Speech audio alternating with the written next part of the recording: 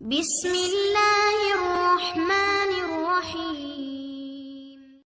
حضرت جابر بن عبداللہ رضی اللہ عنہما سے روایت ہے، رسول اللہ صلی اللہ علیہ وسلم نے فرمایا، جس نے سرے عام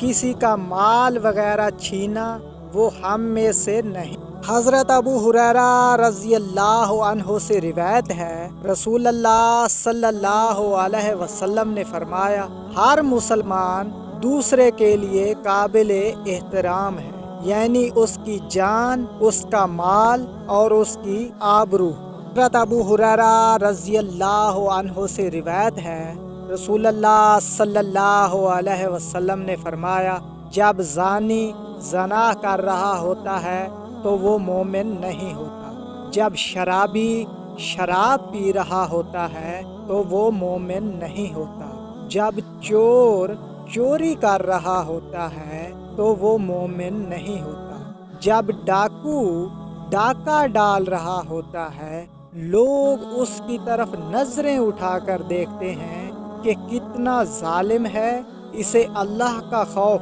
بالکل نہیں، تو وہ مومن نہیں ہوتا۔